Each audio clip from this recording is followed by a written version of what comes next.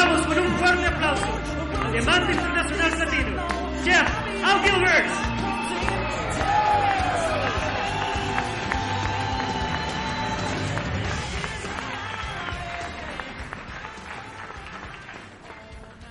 Woo! Man, somebody sign me up again. I'm ready to go. Boy, what a memory. You know, some of those pictures I don't even have. I don't know where they got those. I want to get those pictures. Boy, I mean, what a journey it's been. And it seems like it was only yesterday we got started. I mean, it went so fast. Maybe it was the caffeine. I don't know. I tried to have less caffeine today, you know, because they said the problem, Jeff, is the stage is too small. It's not like Orlando. I'll fall off and break my neck. Then we'll have 5 platinums. How you feeling? Man, I tell you what, you guys, I really respect you. I respect you. You know why? Because out of your busy lives, and I know we all have busy lives, you went out of your way to come here. And some of you came a long way. You made a great sacrifice. And you know what that tells me about you? You're incredible leaders. You're the kind of leaders we need. You are the future platinums of For Life Research. That's what I was waiting for. I wanted to see if you believe it. That's right. Some have come a long way. You know, I invited a new leader, Cynthia Denkin. Where are you in this room? You know, she drove, a lot of hours from California. She's off in the corner. Raj Nanchi from Bombay, India. Why don't you stand up, Raj?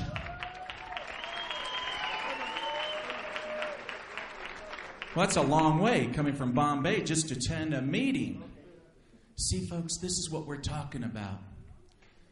And so I've been privileged, and Mark asked me to speak on this subject about, you know, getting out and helping your leaders and working with your leaders. That's a great passion that I have.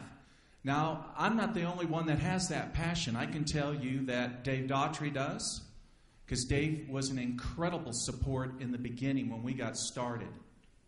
I remember when he went to Puerto Rico, he spoke Spanish. I didn't. So I'm sorry, my Spanish friends. I just don't speak it. I wish I knew the language. But since Dave knew the language, he was willing to go and help out in Puerto Rico. And he did that. And that was so vital in getting, in helping Herminio and Juan get off to some speed. And then I look at Juan and Herminio now, and I'm thinking, wow, look at how well they've grown. And they're leaders. So many great gold international diamonds that are under them. There's no mystery how this happened. There's no secret. If somebody says to you, well, I've got the secret to success, they're lying to you. You know, the secret to success is not keeping success a secret. There's no mystery to this. It's about supporting. It's about helping. It's about reaching out to those in need who want to be successful. That's how it happens. And there's a lot of selfish people in this world and in MLM and in For Life. That's true because it's human nature to be selfish. Some of us can overcome that. Some of us can get beyond it. Some are better at it than others. And some are champions at it. They're champions at developing people. Some people will come in this business and they'll position themselves.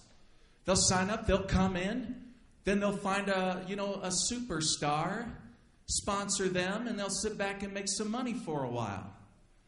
That's not a people developer. That's not the kind of person I'm talking about today.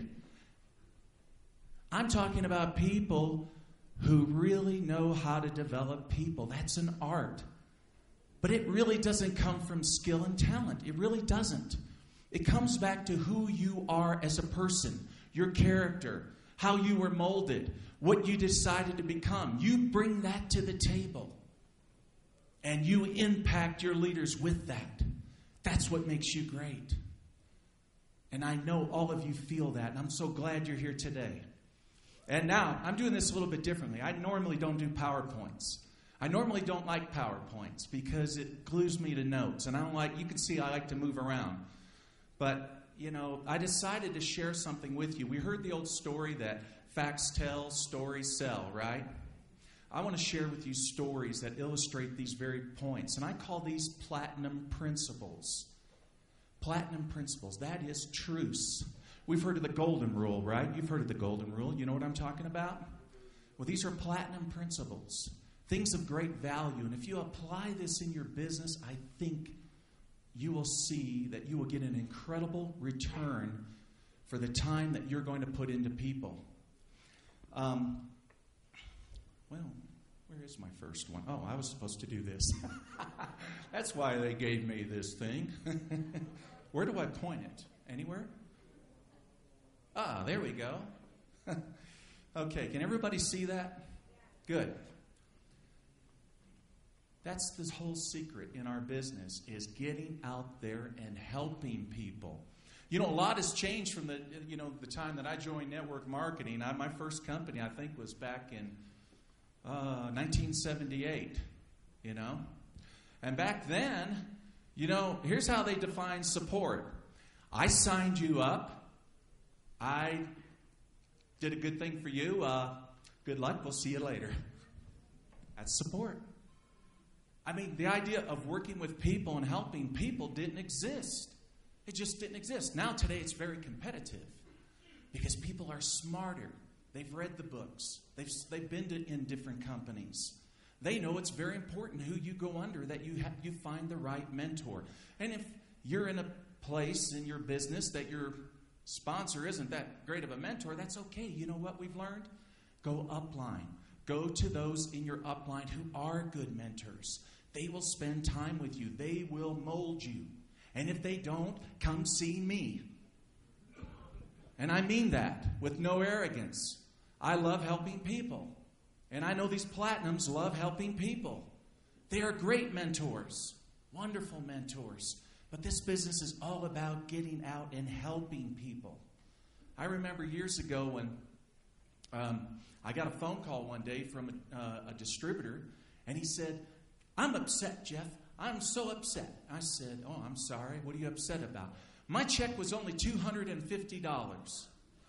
$250?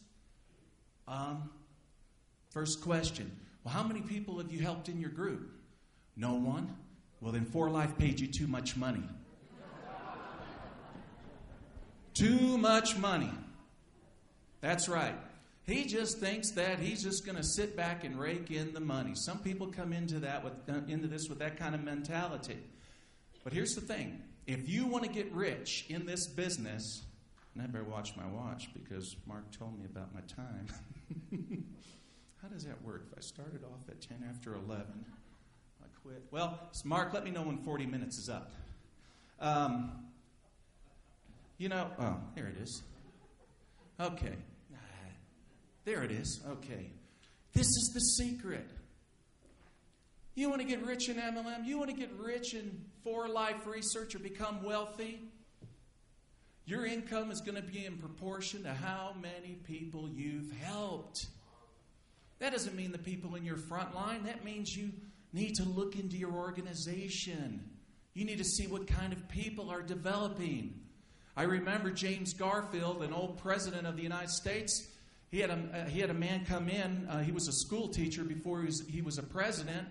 And the father of a boy came in and said, I really would like to move my son quicker through this year, through school.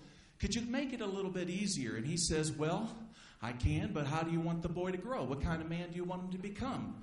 He says, well, what do you mean? Well, it takes 100 years to grow an oak tree. It only takes 2 months to grow a squash.